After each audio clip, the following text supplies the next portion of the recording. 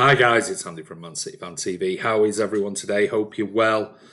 Oh, I've just come in from outside. It is blowing a gale. Um, definitely Storm Sephiron is here without a shadow of a doubt. So how is everyone today? We're going to have a quick chat about all things Manchester City. Sorry, I'm just wet. Let's see who is on. Daniel Oyakaya, or Heary, first. You are first, mate. Brad Niblock. So, is the Messi deal still on? We set the pace. Surely we can pay our way out of it somehow. Well, we'll wait and see. If not, I sense an oil drought around Europe. As long as people keep filling up the cars.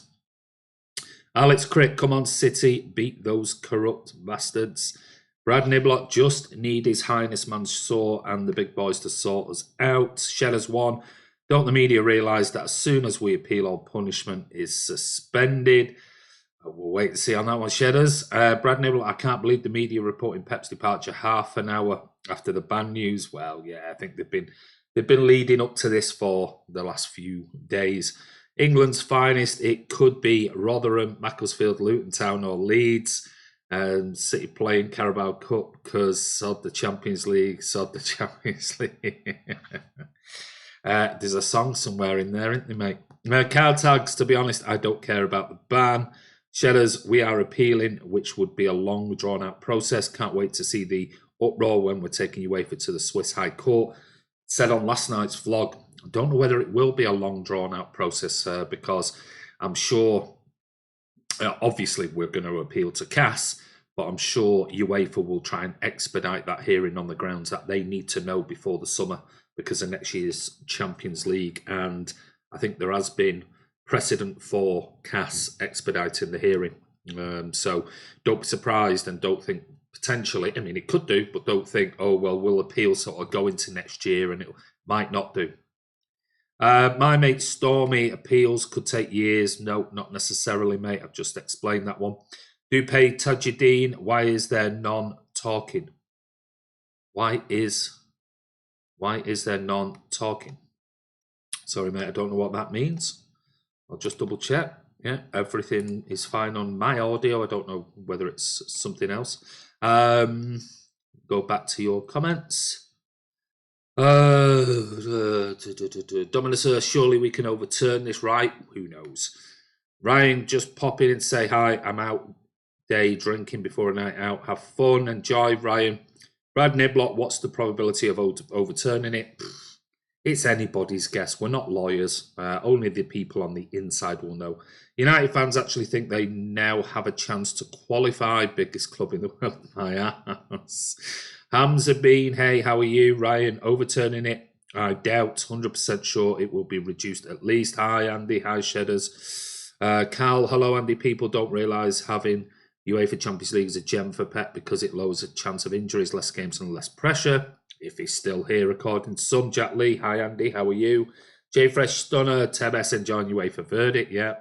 Dylan Wolfenden, any truth in League Two rumours? Don't be daft. Don't believe that nonsense, mate. Gary Deneen, hello fella, how are you doing? I'm very good, Gary. How are you, buddy? Happy Saturday Blues. Kiam's on. How are you, mate?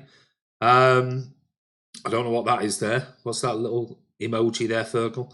Carl Blundell, when people wonder why PSG haven't been banned, the PSG owner is on the board of UEFA. How convenient. Yes, it's very convenient, that one, without a shadow of a doubt. Any thoughts on our chairman's comments of... He'd rather spend 30 million to sue UEFA for the next 10 years. Well, there's been no further comments on that particular one. Shedders, Cal Blundell, do you think with all this garbage about Sane, people have forgot about his quality? I don't know who's forgot about his quality, mate. Jack Lee, Sheffield will be in the Champions League, not the Rags or Spuds. England's finest wins. Man City Fan TV taking FIFA Pro clubs by storm. I don't know, you'll have to speak to Kiam. They'll reduce the ban to 1 year so they can sneak the Rags into the Champions League this year. Happy Saturday, everyone. Mingy Wongi's on, and so far, wow, already we've got over 50 people on, so welcome, everybody. Squad will fall apart if ban stays. You seem to be in the camp of a few people. Afternoon, talking to of the fans. They are shocked by it. They are more on City's side than I thought, says Paul Standall. Yeah, I mean, I saw quite a lot this morning. West Ham fans, Stoke fans and everything really coming out vitriolic, sort of barb towards UEFA.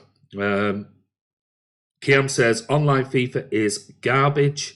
Section 20, it's about time this happened. City should have took this to real court years ago. Well, looks like potentially that's where it may end up anyway. So what we're going to look at is how the media today, it's quite interesting how the media have took this news last night. Obviously, there was lots of posts last night and articles online. And then today there's been some more. And I posted them first thing this morning on Twitter. About a few in particular. Gary Dineen, I'm absolutely perplexed as I work within the finance from a compliance point of view. You cannot keep changing the financial. Will the ban affect players' contracts such as bonuses? Who knows, Brad? Who knows? Because we don't actually know what is in the players' contracts. Only the agent and City will really know what's inside there, unless they leak some information by their agents, which might be paving the way for a potential move away. I like how Jason Cundy talks bollocks about City, yes. Clickbait Ming Yu Wong. Paul Standard, I think genuine fans know how corrupt UEFA and FIFA are, i.e. Blatter and Platini, absolutely. Mark Armstrong, with a lottery winner who has the largest yacht in the marina. It's not allowed. Cartel comedy show. Hope of the teams back us up. Certainly the big cartels definitely won't, without a shadow of a doubt, because they want us out the way and have done for many years. Agreed, Kiam Phyllis. Ivers on. Good afternoon, peasants. Second bottle of red on the go. Happy days. Kiam. Fans of other non-cartel clubs have to back us or football is dead for them. As what's the point? Hi, Lankow. How are you, Cal? Andy, can you release the news exposing FA and UEFA, please? Depends on what news you're talking about. If you're talking about the corruption with regards to referees and things like that, that is definitely not something we're going to do. And like I keep saying, until we can actually find somebody that will provide a legal representation, we're definitely not going to talk about it yet on this channel. Man City fan, do you think De Bruyne or Pep are going to leave? Who knows? Paul Standall, if we can't buy big for the next couple of seasons, then maybe this is the chance to bring youngsters to come through. Maybe a blessing. Who knows? Yeah, good point. You only have to look at Chelsea, don't you? Mr. Boba Django. If the ban is upheld, will the FA get involved? Be interesting. Maybe they'll try. Who knows? But yeah, it'll be interesting, and we'll see. We'll see. Would it surprise me? No, not in the slightest. Hi, Ivor, says Mingy One. Bernard, hi, Andy and guys. How are you, Bernard? Paul Standall, have you got a glass of champagne there, Andy? No, not today.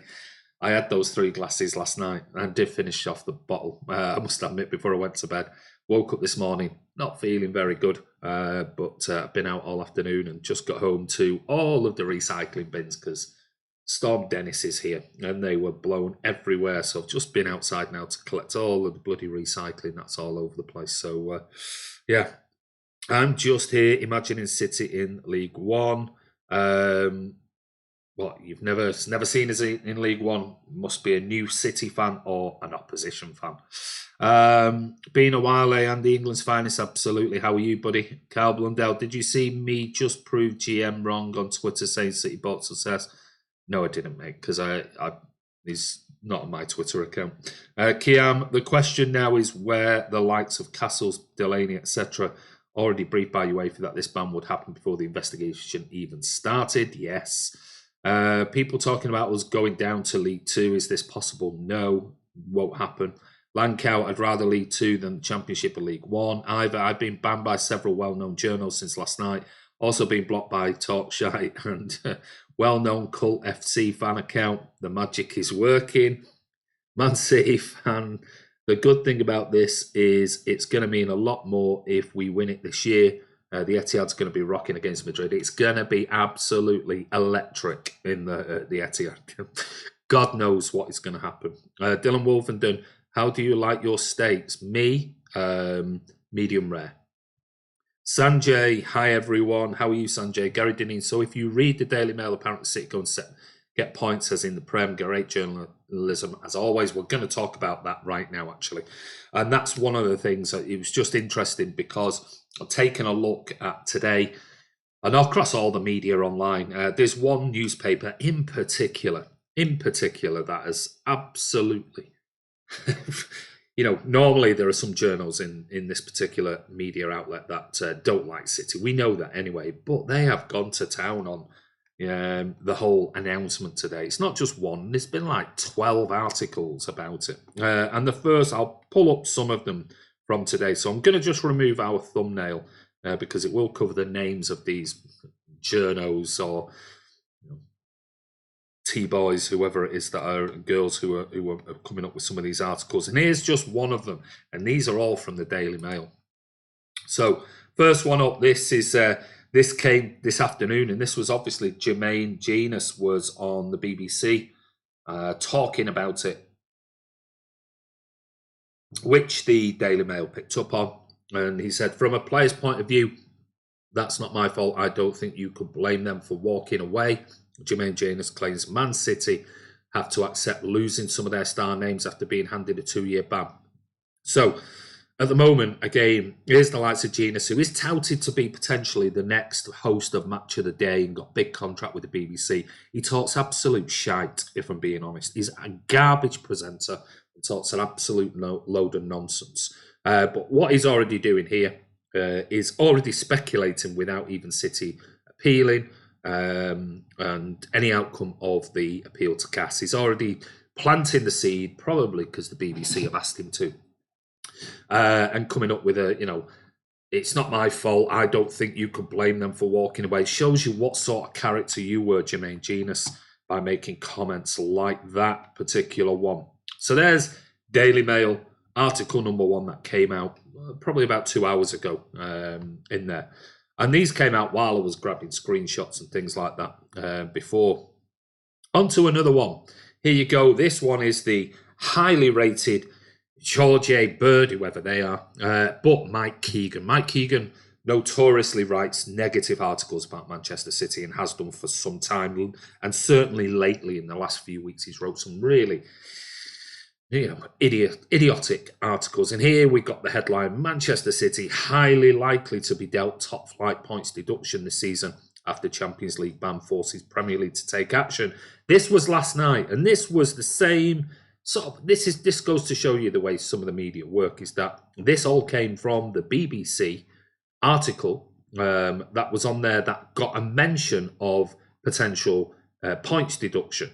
And it gave you a link within a paragraph. Now, I clicked that link, like I said on the vlog last night, and surprise, surprise, where did it take me to? An article by Miguel Delaney. So there you go. So you've got collusion there between the BBC and Miguel Delaney, another notorious hater of Manchester City and everything that we stand for, hates our success, hates everything about us. And his vitriolic replies on Twitter, and they've been banned. And I'm banned by him, so I can't. I'm blocked by him on Twitter, so I can't see what he writes. And thank God for that. I would have blocked him anyway. But there you go. So what we've got there is another article that was published last night, and is published. It's probably this morning when I read this. It was about the third article online for the Daily Mail, and this is included Mike Keegan. And this all came from the BBC article last night that I spoke about on the live vlog, which showed a tiny link that when you opened it, it was Miguel Delaney talking about potential points ban when there was nothing in his article that he wrote about the points ban that even claimed there was any sources or where it had been discussed or anything like that. So more garbage, absolute utter nonsense. Very quickly, scroll down again. Now we've got somebody called Ollie Lewis, whoever that is. And he obviously, as you see, this morning, he's posted out all about Javier Tebas and his comment about UEFA is finally taking a decisive action. Better late than never, says La Liga chief Javier Tebas. Hits out at Manchester City after UEFA hand Premier League club 2-year European football ban. So they're just more sort of clickbait, sort of journalism. Moving on to the next one. This is Alec Fenn. Again, somebody, I have no idea, he's probably the tea boy or the post boy, or is the runner, or he go and gets the main journalist sandwiches at lunch or something like that. Meet the man who downed Manchester City. Football Leaks hacker Rui Pinto is still in prison in Portugal after tireless work to expose Premier League champions. So he was tirelessly just working for years and years and years on trying to just expose Manchester City. No mention of anything else that he actually exposed with regards to the hacked, never mind, worked tirelessly to expose, hacked into the City emails to basically highlight not just this issue with Manchester City, but also lots of other footballing things. And the rumours are that Pinto is just a stooge anyway, and it's not actually him. So it'll be interesting to keep an eye out what happens with Pinto's case in Portugal. Moving on, here we go again, but this time it's Ian Ladyman, who you all know is probably one of the more well-known Daily Mail journalists. See him on Sunday Supplement, and overall, very rarely has he ever wrote anything positive about City. He mainly writes fairly negative stuff and jumps on top of other people's negative articles as well. And as he always throws his own comments in and things like that, which I guess is what his job is. But if Manchester City have won trophies by cheating in capital letters, the system, then we must put an asterisk against their success and question how long Pep Guardiola will stick around. And the article then goes on to say, talking mainly about the fact that surely all of our success can be frowned upon and things like that. So again, this is article number 5. I've not even got to the good stuff yet. This is article number 5, and these were all pretty much one after the other, after the other, after the other this morning. Negative, negative, negative. Then there was this one that I posted first thing this morning on Twitter, which got a load of replies and things too. And this is this particular bellend, which is Ian Herbert, who I'm blocked on Twitter from because I've already in the past year or so called him out on lots of things, and he just blocked me straight away. I think Ian Herbert, did he not write Bob Paisley's autobiography or a book on Bob Paisley or something like that? I'm sure that was Ian Herbert. So shows you where his loyalties lie. And actually, he wrote, Manchester City have established a reputation as a grubby club with under-the-table dealings. UEFA's 2-year champions ban is so in capital letters, right? It goes on to say, City have always disliked financial fair play rules and paid for their arrogance. The only arrogant person here, or the absolute bellend, is Ian Herbert. I mean, the stuff he writes in the Mail it's cringeworthy, absolutely cringeworthy at times. Terrible, terrible journalist, in my opinion, that I'm entitled to. So there you go. So there are six articles, one after the other. Negativity about Manchester City. But thankfully, there's one main saviour out there, the one we all like, we all know, and it's not just about his stance on financial fair play, Platini, the UEFA, everything else about it.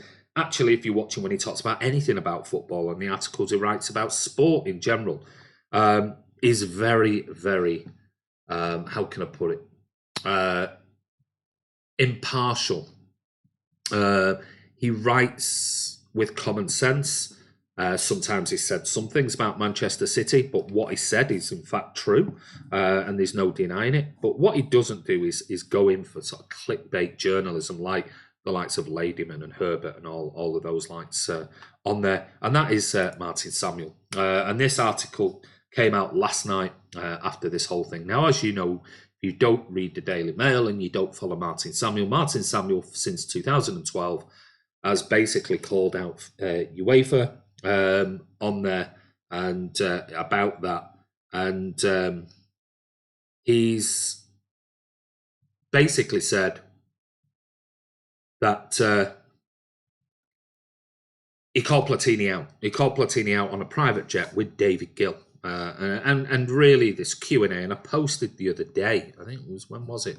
I don't remember, was it Wednesday or Tuesday, something like that. I posted a link to that 2012-13 Q&A session that he had, and he called out both Platini and Gill on a private jet, amongst another couple of people who were on there. That basically FFP was wrong. It was designed to protect the elite clubs, which Platini, of course, brushed off at the time. And as we know, Platini was implicated and charged in corruption cases on there. So go over, if you haven't read it, go over. I implore you to go over and read Martin Samuel's article. He goes on, and I'll read just a couple of things from there if you haven't. And it talks about if this case is proven after appeal, City did wrong. That is unarguable. Yet they did wrong in the face of rules that are there to protect a privileged elite, excuse me, put in place to prevent unexpected journeys to the top of football's pyramid. You know, the interesting stuff.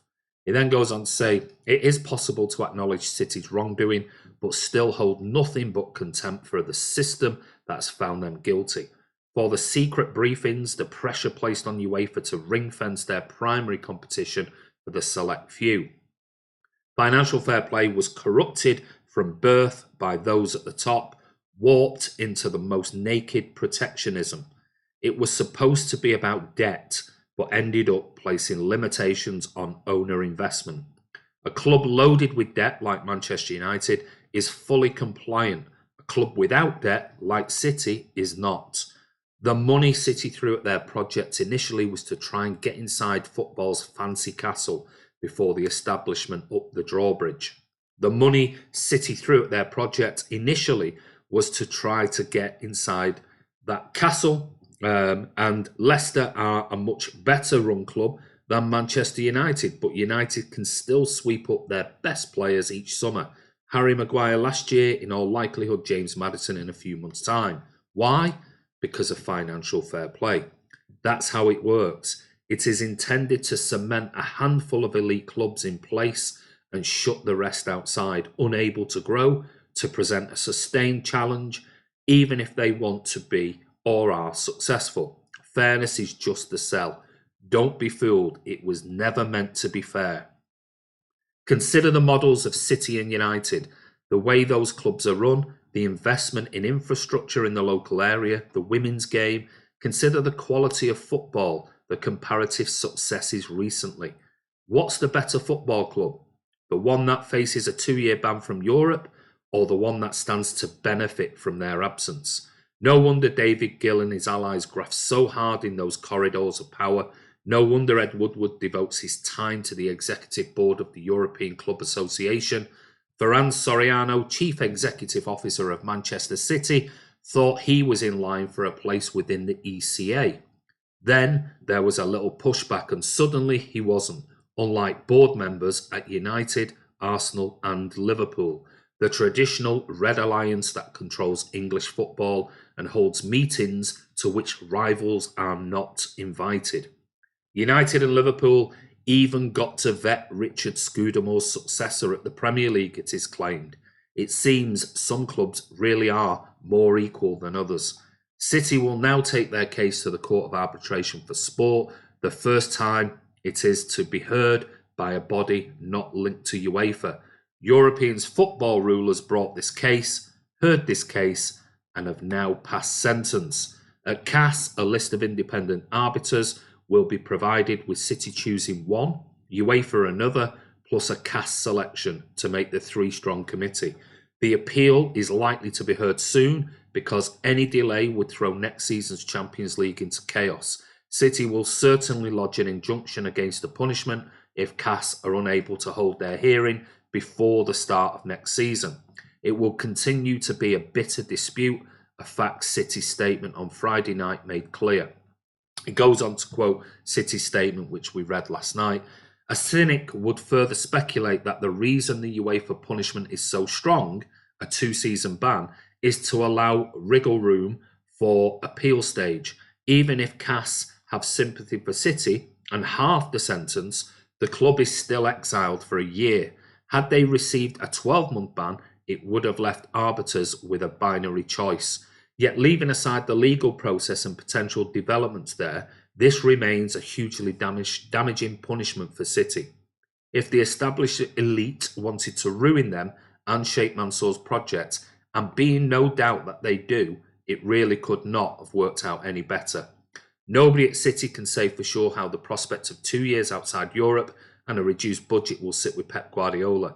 He has insisted he will serve a 5th year next season, but will he have the same appetite for working with a significant handicap? The European ban is the gift that keeps giving for City's rivals. Without the Champions League revenue stream, to stay compliant with FFP will greatly reduce their transfer budget this summer at a time when it is clear Guardiola needs to significantly rebuild his squad. Players such as Silva are retiring, others are reaching the end of their careers, while expensive recruits, including John Stones, have fallen short of expectations. City need major improvements in the central defence, central midfield, and more support in the forward line for Aguero. The prospect of 2 years without European football may also impact on the careers of key players such as Raheem Sterling or Kevin De Bruyne, who will be targets for the same major European clubs that have agitated so strongly for City's punishment. Neat, isn't it? When City were first fined $50 million by UEFA for financial breaches in 2014, the main reason for accepting the penalty was the fear of reputational drag. That, if the case was prolonged, the uncertainty and negative publicity would have a longer impact on City's business than a quick settlement, however financially painful. Yet that is the situation in which they are now placed. It is impossible to talk to agents or clubs about potential recruitment while not knowing the financial capacity of the club across the next 2 years. Guardiola or a replacement cannot be presented with a coherent business plan beyond an unappealing worst-case scenario until this is resolved. Say Guardiola wishes to leave and City target Pochettino as his replacement. What can they tell him about next season or the year after? What is his budget? What would represent a realistic rebuilding project given limitations?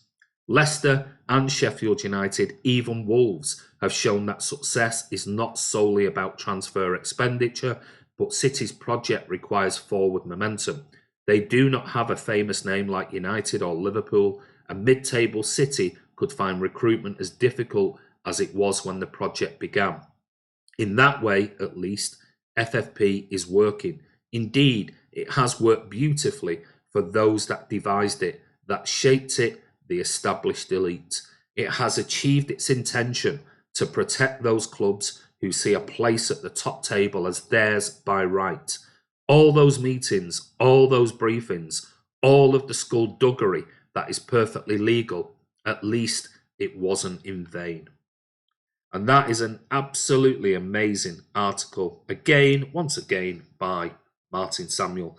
So at least we've got somebody in our corner that is fighting our case and has done, well, not our case in particular, but is fighting against FFP, UEFA, corruption, everything else that goes with it. And he has been doing that since 2012. So let me go back to, because I'm sure there's loads of comments. We've got over 105 people on already, so I can't go back and read every single one, so I apologise. I just wanted to show you those articles today in particular, and when I've only selected the Daily Mail and I've just shown you 7 different articles. And what would be really interesting, that when I was reading all of these this morning, I was thinking, God, wouldn't it be great to get the likes of Ladyman, Herbert, Keegan, and some of these other, sandwich runners that write some of these articles in a room with Martin Samuel and be a fly on the wall and listen to the arguments that would come up, because I know who my money would be on, and it definitely wouldn't be on Ladyman and certainly not Herbert. Right, let's have what I'm going to do is I'm going to go all the way back down to the bottom and scroll up, and then I'll choose some that's on here. Tebas from La Liga is definitely on drugs. The nerve of the man calling City Spanish football has been bent for years. Well, isn't Tebas the one that was accused of tax evasion? Kiam, who was Rui Pinto working for? Surely that's the question here. Absolutely, and that is going to be the one question that People will want to know when this eventually gets to court and it's finally heard. It seems to be at the moment Pinto is rotting in a Portuguese jail. Gary Denis, my best friend, is a Liverpool fan, and we were just discussing today's shenanigans. And he said, and I quote, "It will be a shame if City are kicked out of the Champions League." Wow, really? Sensible guy. Car tags, those articles are so stupid. Ban the media from the club. So Alex Ferguson won't take this away. We've been saying it, Martin, so many times, haven't we? And maybe now is the time, but I don't think they're going to do it. I went to Charlton about 1988, who played at Palace because they had no ground. They beat us 5-1 with some kids. We broke down on the way home. A Champions League ban is nothing to many Blues. Blood is still blue. Absolutely. Logo, yes, mate. I couldn't put the logo back up because it was covering the articles, the names of the journalists. So the logo is back up now, mate. Thank you for that. Blue Heart, the damage from this continued attack on City will cause us damage. Some people thinking of supporting City will probably go elsewhere now. Maybe, but the loyal support will always remain. Ian Herbert blocked me. Herbert by name, absolutely. Yeah, I mean, he's a knob jockey. Mihir, Benny, Puri, if people truly believe that the recent success needs to be stripped away, then they don't know why UEFA banned us. It was about the stuff between 2012 to 16, which people don't seem to understand. Absolutely. Logo, yep, just explain that. Craig Forrest, if hacking us and spending 4 years solid to catch us out, that's all they can come up with. Inflated sponsor deal and not cooperating with UEFA, yeah. Shadows, we are being accused of breaking a rule designed by UEFA and Guild to stop us from day one. Absolutely, that's what Martin Samuel's article was all about.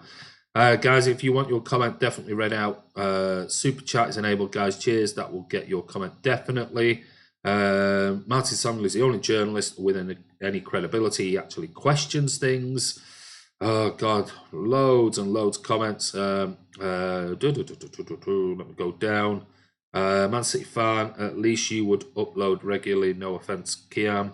Don't know what that's about. Etihad deal runs out soon anyway. Sorry, I don't play FIFA for a living. Wish I did.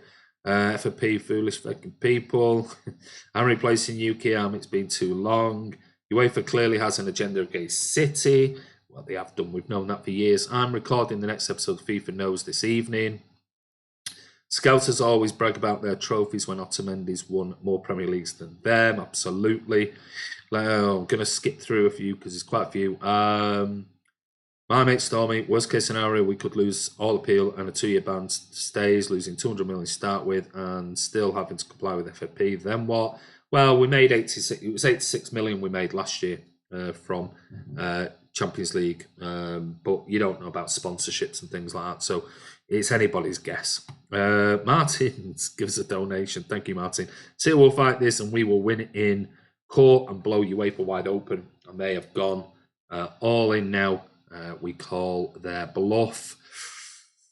I think City will go all in, I must admit. Nobody is good enough to replace FIFA legend like me.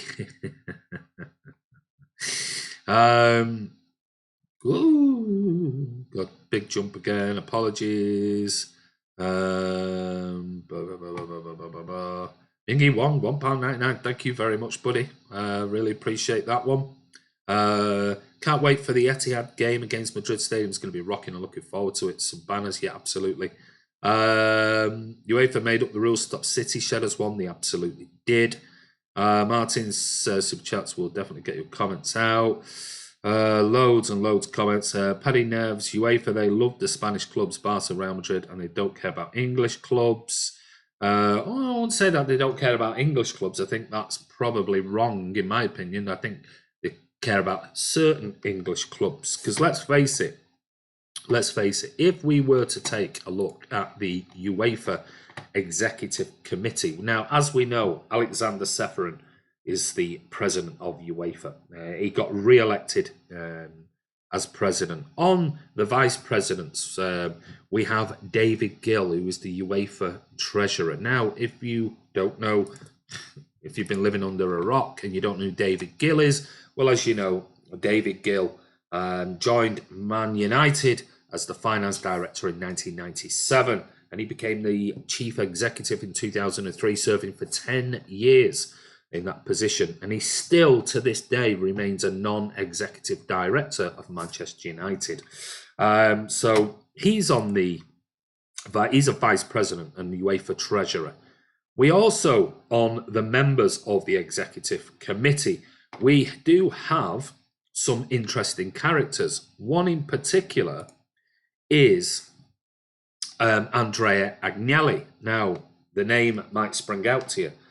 Turin born, there's a clue. Well, basically, Agnelli's father was the owner of Juventus. He became the chairman of Juventus in May 2010, and he joined the executive board of the European Club Association in 2012.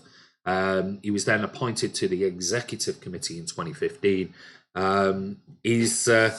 So what we've got there is we've got chairman of Juventus on the executive committee.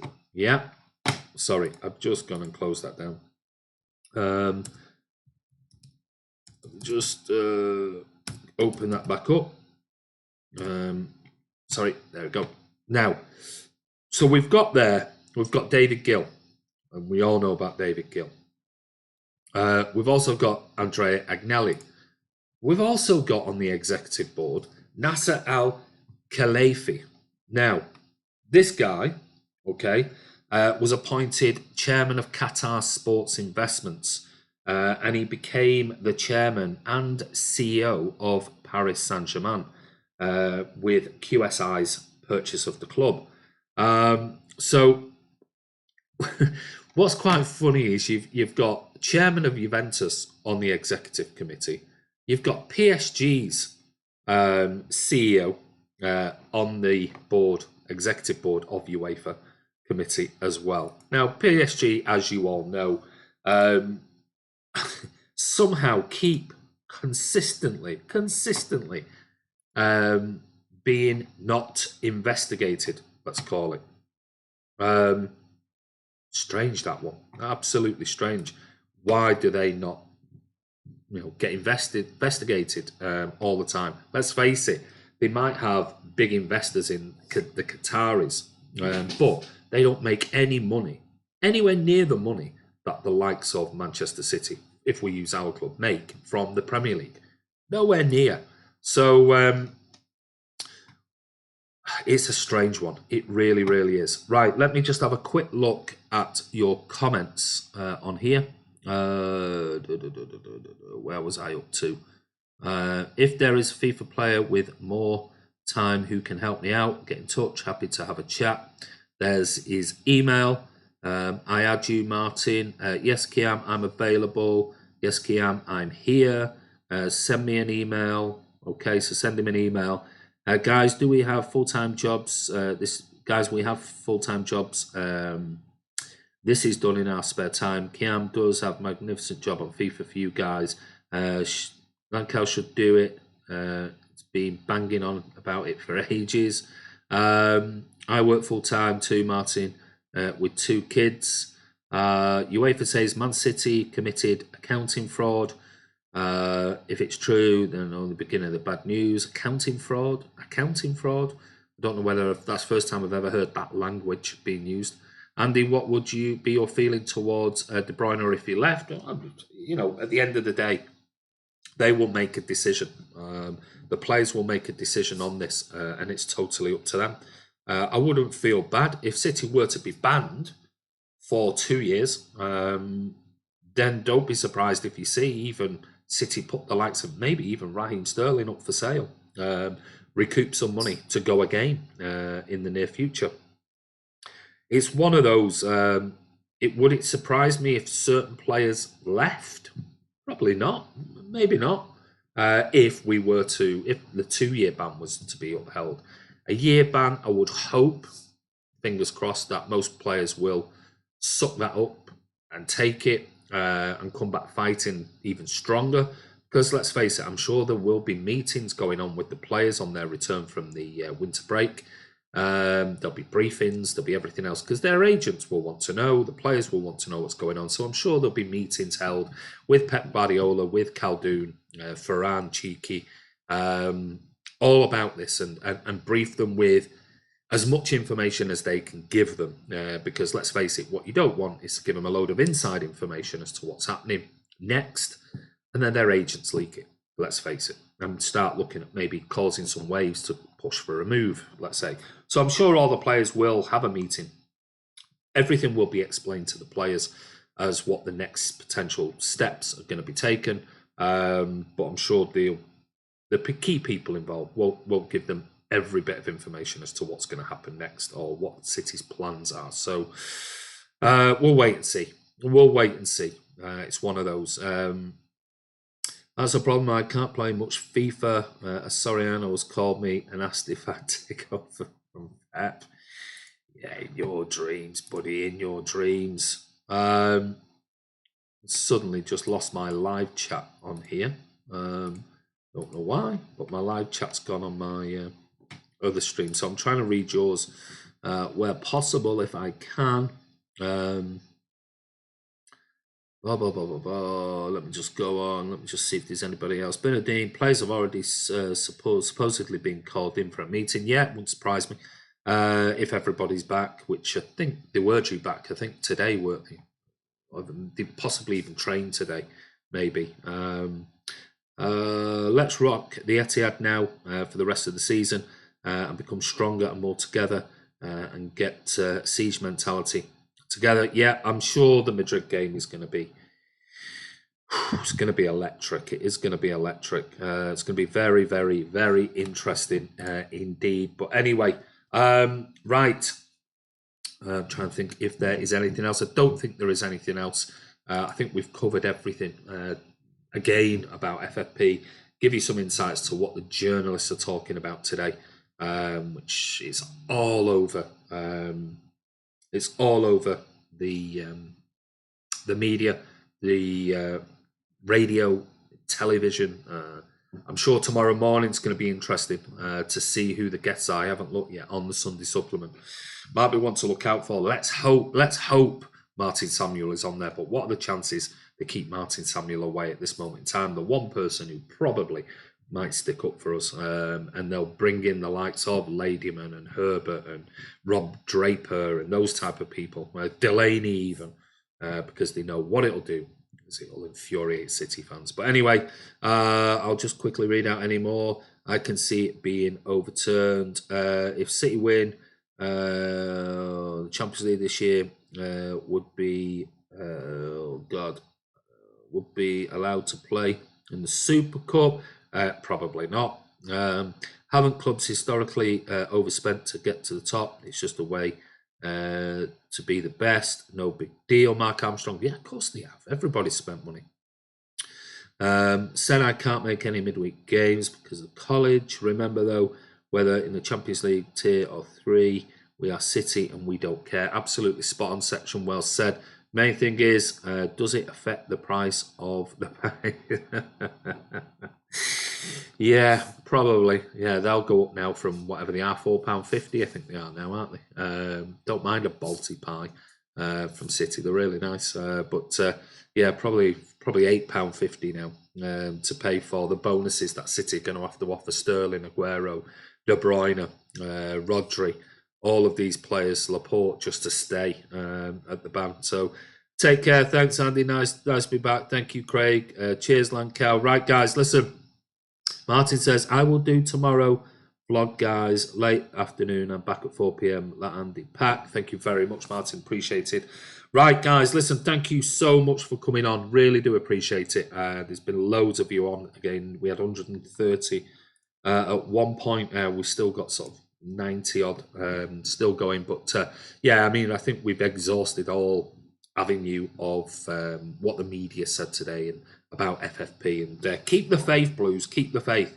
We'll wait and see. There's going to be lots of questions, lots of speculation. Nobody knows. Nobody really has the answers. We'll just have to wait and see. City clearly will put an appeal into CAS, and we'll wait to see what happens next. We know certainly, definitely, I believe that UEFA will immediately go to CAS when the appeal is lodged by Man City, and they will appeal for the hearing to be expedited. So basically heard as quickly as possible so that they know what the outcome will be. Whether CAS can fairly hear the hearing and appeal in such a short time frame, that is be an answer for Cass at the end of the day. But I think UEFA will go after it, and City will be doing everything they possibly can on there. So keep the faith, Blues. It's been ongoing this now for years, and maybe it is about time that it's put to bed one way or the other. Maybe it will be a 2-year ban. Maybe it will be reduced to a year. Maybe we will get a fine. Maybe we'll win an appeal. It'll be thrown out on a technicality. Maybe it won't, and City will challenge them in a European court and challenge FFP as a concept. Who knows? Who knows? We'll wait and see. They're clearly going to employ far better people to deal with this than we are. So we'll just have to trust in the club and see what happens next. But anyway, guys, Martin says 6 p.m. tomorrow, guys, live tomorrow. Thank you, mate. Nice stream, and let's get behind the boys. Thank you, Ming Yi Wong. Just get behind the team, the club. Come on, City, absolutely blooming in 2020. But guys, take care. If you're not a subscriber, please make sure you hit that subscribe button. Hit that bell icon. That way you're notified. And if double check your notifications, they must be public, not private. Because if they are private in your notification settings, then you won't be notified when a new video, which we should publish almost every single day, sometimes 2, sometimes 3 even, then you won't be notified of that. So make sure they are in public settings. Make sure you subscribe. Pass this around. And don't forget, you can follow me, Kiam, and Martin on Twitter as well for all the latest update news. And we post it on there when we're going to go live. So take care. Have a wonderful Saturday evening. Hope you enjoyed yesterday's Valentine's Day. I know I heard people heard Kevin Maguire talking about it this morning, saying he was all set to take his wife out for dinner. He's the financial expert from the university and ended up in the studios all evening. So his wife wasn't happy with him this morning when he woke up. So anyway, this is Andy from Man City Fan TV. Take care. Have a great evening, and we'll see you soon.